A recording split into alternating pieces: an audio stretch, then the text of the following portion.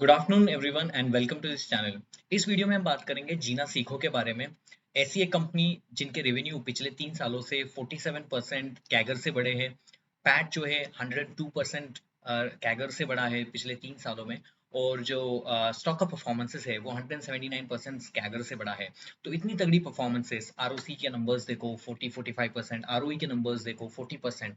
और इसके जो सीईओ और एमडी है मनीष आचार्य, जिनका ब्रांड नेम इतना तगड़ा हो चुका है बिकॉज ऑफ द यूट्यूब और आयुर्वेदिक को रिलेटेड, को जिसके चलते जीना सीको का हर टाइम जब नंबर आता है, I mean street gets very excited. Because जिस तरीके का परफॉर्मेंसेस वो करते हैं, जिस तरीके का रेवेन्यू गाइडेंस वो करते हैं, और एक सबसे बेहतरीन परफॉर्मेंसेस पिछले लास्ट 3 सालों में, इसलिए आपने देखा होगा कि ये जो स्टॉक है पूरी तरह से 100 से लेके एक 700-800 के ऊपर तक गया था एक समय के लिए।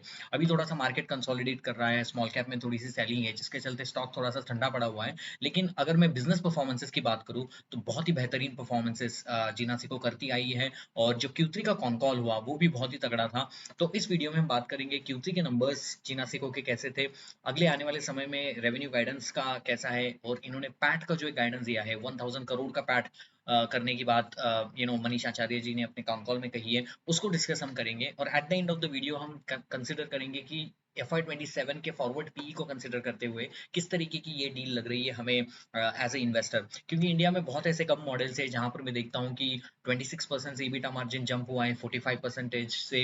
अगर मैं पैट मार्जिन की बात करूँ तो वो भी लगभग लगभग Q1 में 29 था, Q2 में 31 था, और Q3 में 30% का पैट मार्जिन करती है। अगर मैं इसको कंपेयर करता हूँ बहुत सारे इंडिया में जो कंपनीज है, जैसे ज्वेलरी कंपनीज की बात करूँ, वहां पर 3-4% का पैट मार्जिन रहता है। लेकिन जीना सीखो में पैट मार्जिन जो है वो 30% का रहता है। इसका डिफरेंस मैं क्यों बता रहा हूँ? Obviously you can not compare a hospital business with the jewellery sectors business, but I'm just telling you need to understand why the PAT margins are important, why the EBITDA margins are important, because it gives a lot of cash to your business. अगर आपके पास free cash flow बहुत अच्छी तरीके से generate हो रहा है, तब जहां पर आपका बेयर मार्केट आता है तो आपने देखा होगा जो कैश फ्लो जनरेटिंग मशीन्स होती हैं वो कंपनियां इतनी नहीं करती है। अगर मैं बियर मार्केट में आ जाता हूँ और मेरे पास कैश नहीं है, मुझे हर समय डेट उठाना पड़ रहा है, वो कंपनियां जो है जिनके मार्जिन बहुत वेफर थिन होते हैं, वो कंपनियां आपने देखा होगा कि बहुत नीचे की तरफ आती है बियर मार्केट में। ये पिछले 12-13 महीनों में आपने देखा होगा कि ऐसी बहुत ही कैश रिच कंपनियां हैं जिनके स्टॉक नीचे की तरफ नहीं आए हैं। लेकिन जो कंपनियां जिनके कैश रिच मॉडल नहीं है, जिनके पैट मार्जिन बहुत थिन नहीं है, जिनके पैट मार्जिन थिन है, वो थोड़ा सा नीचे की तरफ कर सकती है। क्योंकि आपका कैश जो क्रंच आ जाता है वो आपके बिजनेस के ऊपर बहुत इंपैक्ट डालता है, बहुत डेथ क्रिएट करता है आपके बिजनेस के ऊपर। तो जीना सीखो के बारे में बात करेंगे, Q3 के नंबर्स के ऊपर बात करेंगे, कॉन्कॉल के ऊपर बात करेंगे, गाइडेंस के ऊपर बात करेंगे। तो इस वीडियो को बिल्कुल देखना एंड तक, तो आपको पूरा आइडिया समझ में आए इसके बारे में। मैं थोड़ी सी स्क्रीन शेयर कर रहा हूँ कि किस तरीके की कंपनी है ये।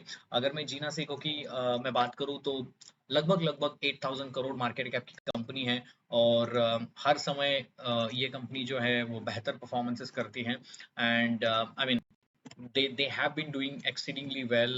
Let me just, या अगर मैं जीना सीको की बात करूँ तो 42%, 42 का पी है। आरओई के नंबर्स देखो 37 है, आरओसी का नंबर 50 है। अगर मैं पेग रेशियो की बात करूँ तो 0.42, एक के नीचे पेग रेशियो होता है तो बहुत अच्छी बात है।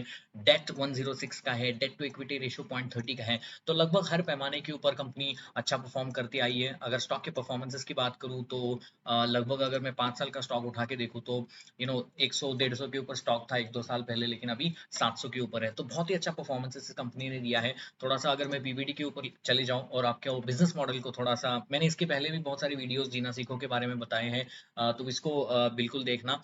जीना सीखो का बिजनेस मॉडल ऐसा है कि इनके पास दो बिजनेसेस हैं, एक है प्रोडक्ट बिजनेस और दूसरा है सर्विसेज बिजनेस।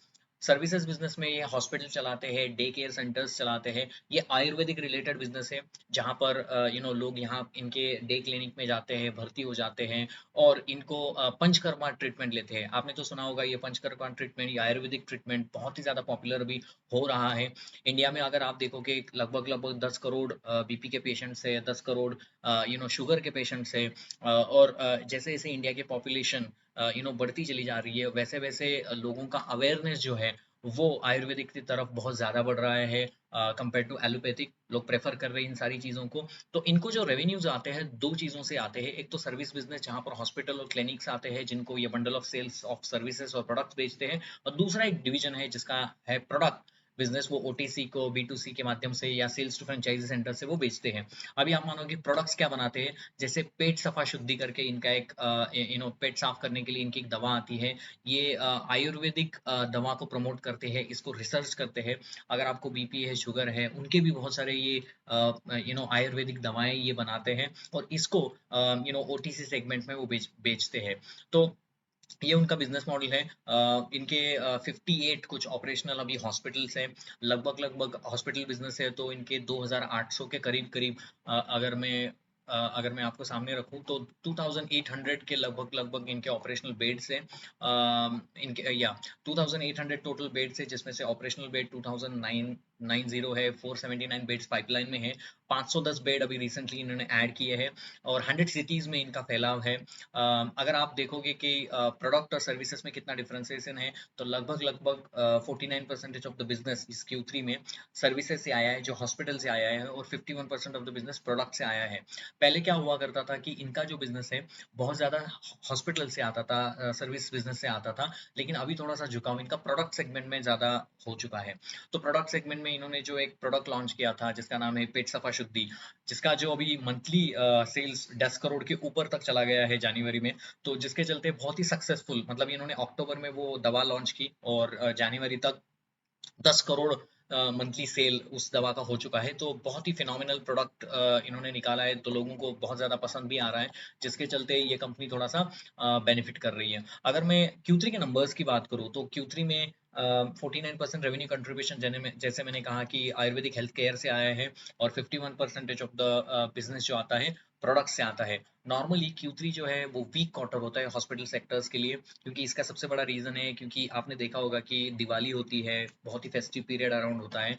तो पंचकर्मा सेंटर्स में एडमिट होने के लिए लोग थोड़ा सा देर लगाते हैं। लोगों का कहना होता है कि मैं थोड़ा फैमिली के साथ टाइम स्पेंड करूं, और सब ये सब हो जाए, तब मैं उसके बाद I can go to the Panchakarma centre and admit my self for 10-15 days. क्योंकि ये दिवाली फेस्टिवल सीजन में लोग ऐसे घर चले जाते हैं, बिकॉज ये एलोपैथी जैसा नहीं है कि आपको हॉस्पिटलाइज किया और आप मंथ ऑन मंथ वहां भी रह गए, कोई क्रिटिकल नेचर हो। ये तो इसलिए होता है कि आपका कोई नी का कोई प्रॉब्लम है, आपको पीठ का प्रॉब्लम है, तो आप वहां जाते हो, एडमिट होते हो, एक 7 डेज 10 डेज वहां पर रहते हो। तो इसके चलते Q3 जो होता है वो उनका बहुत ही वीक क्वार्टर होता है। और इस वीक क्वार्टर में भी इन्होंने, अगर रेवेन्यूज की नंबर्स की बात करूं, तो लगभग लगभग 92% से रेवेन्यू ग्रो किया है, और 405% से पैट को ग्रो किया है, डिस्पाइट ऑफ द फैक्ट ये सीजनली वीक क्वार्टर है, जिसमें बहुत ही बेहतरीन परफॉर्मेंसेस जीना सीको ने करके दिखाया है। अगर मैं थोड़ा सा नंबर की तरफ भी आऊँ Q3 के, तो ये सारे प्रोडक्ट जो मैं बात कर रहा था कि, और दूसरी एक चीज़, सबसे इम्पोर्टेंट चीज़ अभी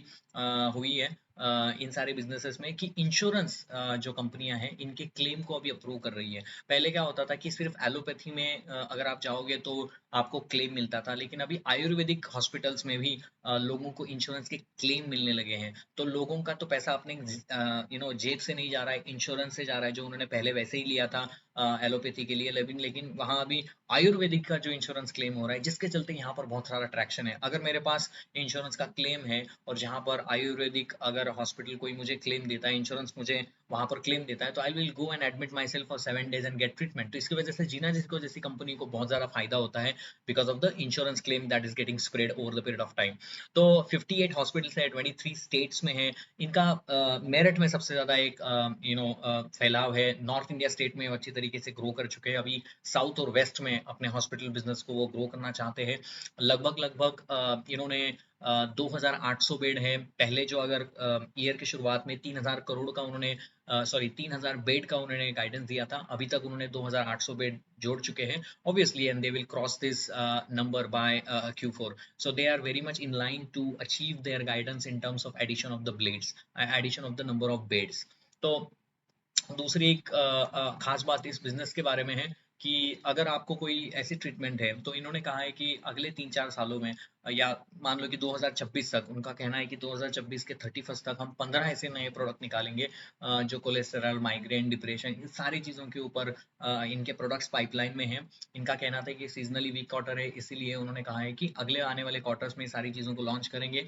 31 दिसंबर 2026 तक 15 न्यू प्रोडक्ट लॉन्च करने का इनका दावा है, जिसके चलते बहुत सारी हेल्प जो है इनके बिजनेसेस को हो जाए। अगर एक जो प्रोडक्ट मतलब 10-15 प्रोडक्ट्स में से अगर 10 प्रोडक्ट भी चल गए और उन सारे प्रोडक्ट का अगर रेवेन्यू जो है वो 10 करोड़ का हो जाता है, तो that will add into the top line to this business. So this is very good news कि जैसे मैंने कहा है कि प्रोडक्ट बिजनेस से अभी ज़्यादा रेवेन्यू आ रहा है। जो भी रेवेन्यू इनको अभी आता है, तो ये जो मैंने प्रोडक्ट कहा था, ये सारे प्रोडक्ट वो बेचते हैं, जिसके चलते इनको बहुत सारा धंधा आता है। अभी ये प्रोडक्ट बेचने के लिए एंट्रो करके एक इंडिया में एक चेन है मेडिकल की, तो इनको इन्होंने अपने साथ लिया है, इनके साथ उन्होंने एक एग्रीमेंट साइन किया है। तो एंट्रो के ये जो मेडिकल्स होते हैं, वहां पर अगर आयुर्वेदिक कोई भी दवा बेची जाएगी, तो वो जीना सीखो की हो जाएगी।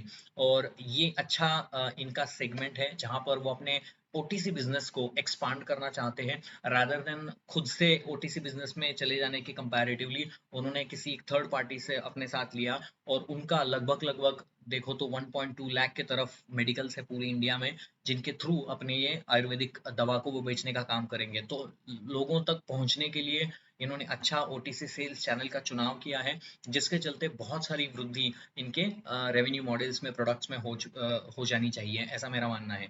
तो प्रोडक्ट को डेवलप करने के लिए रिसर्च डेवलपमेंट अच्छी है, 15 न्यू प्रोडक्ट लॉन्च है।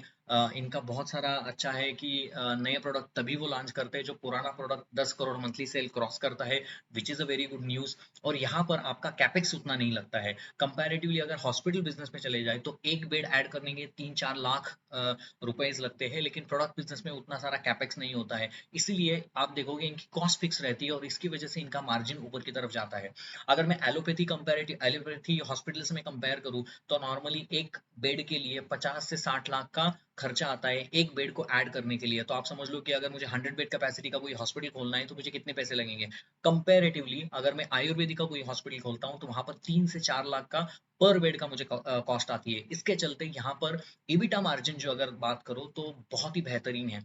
पिछले क्यूत्र में 26% का ईबिटा था, अभी जो ईबिटा है वो 45% का है। तो ये जो ईबिटा में आप जंप देख रहे हो, बिकॉज उनकी कॉस्ट बहुत कम है, और उनका जो आरपो है, रेवेन्यू पर रेवेन्यू जो पर बेड आता है उनको, वो बहुत अच्छा है। रेवेन्यू पर यूजर आप जिसको बोलते हैं आरपू, तो वो बहुत अच्छा आता है। 3-4 लाख रुपए खर्च करो और 8-10 हजार कमाओ, और कंपैरेटिवली 50-60 हजार रुपए 50-60 लाख खर्च करो, वहां पर 10 हजार कमाओ, तो उसमें ज्यादा जो डिफरेंस है एलोपैथी वर्सेस ये जो आयुर्वेदिक हॉस्पिटल्स हैं, जिसके चलते उनको सबसे ज्यादा फायदा होता है। अभी इनका नया सुझाव है कि गवर्नमेंट हॉस्पिटल्स है, उनके साथ वो अभी डील कर रहे हैं कि उनके बने बनाए हुए हॉस्पिटल होंगे, वहाँ के लोगों को यूज करेंगे, वहाँ के डॉक्टर्स को यूज करेंगे, लेकिन इनकी ट्रीटमेंट, इनका ट्रेनिंग्स उन सारे डॉक्टर्स को वो देंगे, जिसके चलते इनकी कॉस्ट और भी कम हो जाएगी, 3-4 लाख से कंपैरेटिवली 1-2 लाख हो जाएगी। और वो भी फायदा कंपनी के मैनेजमेंट को या कंपनी के जो अगले आने वाले समय में उनको होता है। तो ये देखो, ये प्रोडक्ट उन्होंने लॉन्च किया था, पेट यकृत प्लिया शुद्धि किट, और जिसका पहले मंथ में 2 लाख कुछ आया था, 2 करोड़ का धंधा हुआ था। अभी जनवरी में 10 करोड़ का धंधा हुआ है, तो मतलब लगभग 5x धंधा बढ़ चुका है इन 3 months। So which shows the kind of good things Mr. Manish Acharya is doing। ये जो मनीष आचार्य है, अगर इनका आप यूट्यूब चैनल भी देख सकते हो, ये मार्केटिंग भी ऊपर ज्यादा खर्चा नहीं करते हैं। जो यूट्यूब चैनल्स है, जो सोशल मीडिया नेटवर्किंग साइट्स है, वहां से वो लोगों तक पहुंचते हैं और लोगों को बताते हैं कि आपको, जैसे हम कार सर्विस करते हैं, वैसे अपनी बॉडी को कैसे आप सर्विस करो रेगुलर टाइम के ऊपर, तो लोग बीमार ना पड़े। ये इनका एक तत्व है, और इसके चलते ये लोगों तक अपनी बात को पहुंचाते हैं। और इनके डिपेंडेंसी बहुत ज्यादा है बिजनेस में। अगर कोई मुझे पूछता है जीना सीखे में सबसे ज्यादा रिस्क क्या है, 2 रिस्क है। पहली तो एक रिस्क मनीष आचार्य जी का जो ब्रांडिंग है, वो बहुत पेशेंट अपने आप खींच लाता है। दूसरी एक चीज ये क्या करता है कि अगर इनके कोई यूएई में एक एक्सपांशन उन्होंने खोला है, किसी कंपनी के साथ करार किया है, चंदन हेल्थ केयर के साथ भी उन्होंने अभी डील किया है। तो चंदन हेल्थ केयर जो एक अच्छा ब्रांड है इंडिया में आयुर्वेदिक का, वहां उनके साथ ये आया है, बहुत सारा स्टेक उन्होंने खरीदा है, उनसे भी ये रेवेन्यू बिजनेस यहाँ पर ऐड हो रहा है। तो अगर मैं रिस्क के ऊपर आऊँ, तो dependency on the Manish Acharya is very high. और दूसरी चीज, अगर इंश्योरेंस क्लेम जो है खुदा ना खास्ता वो इंश्योरेंस क्लेम का जो चक्कर है कि आयुर्वेदिक में इंश्योरेंस क्लेम है, अगर वो कहीं ना कहीं इंश्योरेंस कंपनियां कम कर देती है तो सारा इम्पैक्ट जीना सीखो जैसी कंपनी के ऊपर पड़ेगा। लेकिन अगर रिसेंट बजट देखो गवर्नमेंट ऑफ इंडिया का, 100 नए नए आयुष हॉस्पिटल वो खोल रहे हैं, जिसके चलते मुझे नहीं लगता है कि वो आयुर्वेदिक मतलब इंश्योरेंस कंपनी आयुर्वेदिक से वो हटा देंगे, वो तो नहीं होने वाला है। तो लगभग लगभग अच्छी कंपनी है। अगर मैं फाइनेंशियल्स की तरफ जाऊं तो कंपनी हर समय अच्छा परफॉर्मेंसेस करती है। अगर मैं थोड़ा सा 2-3 साल के रेवेन्यूज के नंबर्स को देखूं, किस तरीके से ईबिटा मार्जिन में देखो 12% का ईबिटा मार्जिन था, अभी साल के अंतर्गत 27% का, और FY26 में तो 40% का 45% का ईबिटा मार्जिन हो चुका है। पैट मार्जिन देखो, शुरुआत की थी 8% से, 2023 में 16 हुआ, बाद में 21 हुआ, बाद में 19 हुआ। अभी उनका जो पैट मार्जिन का गाइडेंस है FY26 के लिए वो है 20 to 25%। तो अपने पैट मार्जिन को बढ़ा रहे हैं, अपने ईबिटो मार्जिन को बढ़ा रहे हैं। वो क्यों हो रहा है, इतने सारे मार्जिन क्यों बढ़ रहे हैं? अब when you are analysing any company you need to ask why this margins are getting increase, because उनकी कॉस्ट फिक्स रह रही है। प्रोडक्ट बिजनेस में ज्यादा कैपेक्स नहीं लगता है। अपने रेवेन्यू कंट्रीब्यूशन जो 60% के ऊपर हॉस्पिटल का था उसको कम करके 49% लेके आए हैं। प्रोडक्ट बिजनेस का जो कंट्रीब्यूशन 40% था उसको 51% पे लेके गए हैं। तो ऑब्वियसली ये जो फिक्स कॉस्ट का कंस्ट्रेंट है वो सेम रहता है, और जिसके चलते उनको बहुत ज्यादा बेनिफिट होता है। अगर मैं ऑक्यूपेंसी देखूं, हॉस्पिटल बिजनेस में सबसे इंपॉर्टेंट चीज होती है ऑक्यूपेंसी। आपकी जो ऑपरेशनल बेड है उसमें कितनी ऑक्यूपेंसी है, तो वो ऑक्यूपेंसी का नंबर लास्ट क्वार्टर 57% था, इस क्वार्टर में भी 57% का है। सीजनली वीक क्वार्टर होने के बाद भी एक हॉस्पिटल सेक्टर्स में ऑक्यूपेंसी सेम रहना बहुत ही बड़ी बात है, और दैट इज 257%। जो इनका कहना है अगले आने वाले समय में हम 70-75% तक वो ऑक्यूपेंसी को लेके चले जाएंगे। That is a good news. तो दूसरी चीज इनके मैनेजमेंट ने कही है कि इनका जो गाइडेंस है वो भी अच्छा है। अगर मैं देखूं शुरुआत मतलब साल के शुरुआत में इनका गाइडेंस था 700 करोड़ का रेवेन्यू करेंगे। अभी तक का मैं रेवेन्यू ऐड करूं Q1 प्लस Q2 और Q3 का, तो गाइडेंस तो नंबर आता है 585 करोड़। तो ऐसा लग रहा है कि Q4 में अगर वो 200 करोड़ 220 करोड़ का भी रेवेन्यू कर लेते हैं तो आराम से अपने जो रेवेन्यू गाइडेंस के नंबर उन्होंने शुरुआत के पहले को दिया था वो अचीव होता हुआ नजर आ रहा है। अगले 3-4 सालों में 7,000 to 10,000 नए बेड्स ऐड करने की बात मनीष आचार्य जी ने अपने कॉन कॉल में कही है, which is a very good news. तो 35-40% के कैगर से बेड कैपेसिटी ऐड हो रही हॉस्पिटल बिजनेस में, which is very good news.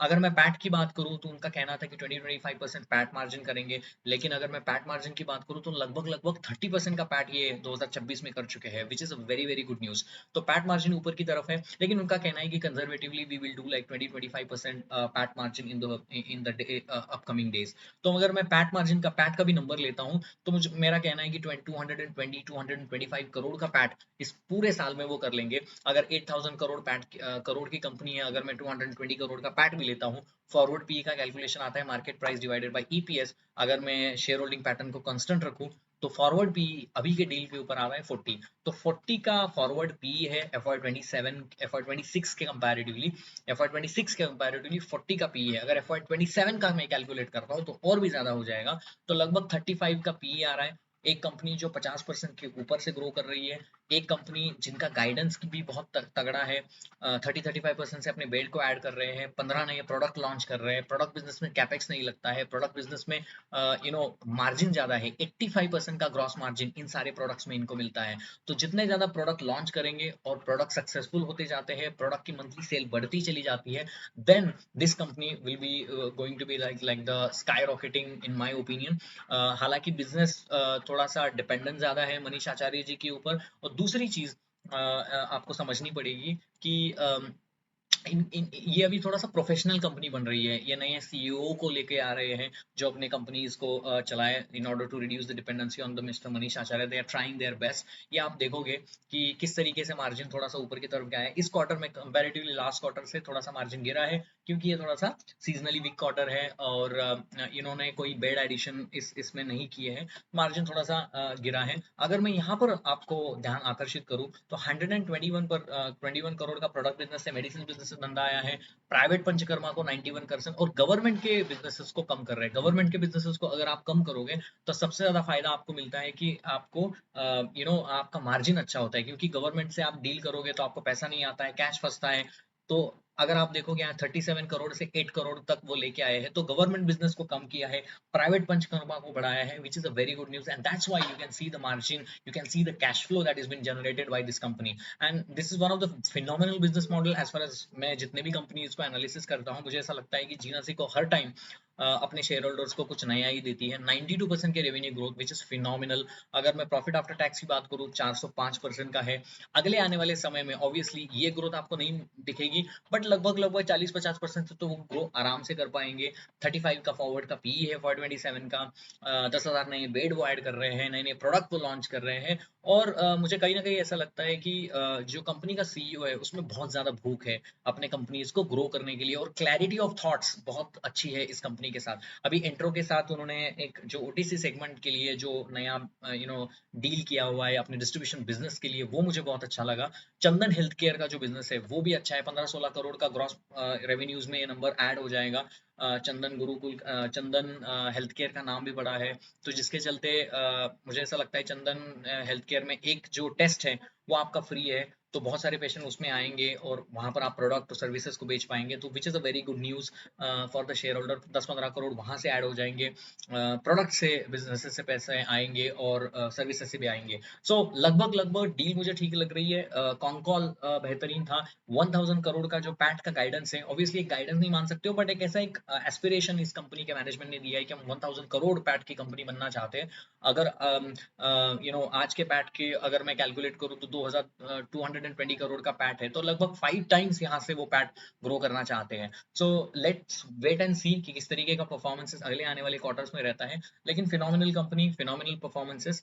तो मुझे ऐसा लगता है कि कंपनी के पास दम ज्यादा है ग्रो होने के लिए। अगर आपको मेरे वीडियो पसंद आते हैं तो प्लीज वीडियो को लाइक करना, शेयर करना और सब्सक्राइब करना। मिलते हैं नेक्स्ट वीडियो में। Thank you very much guys.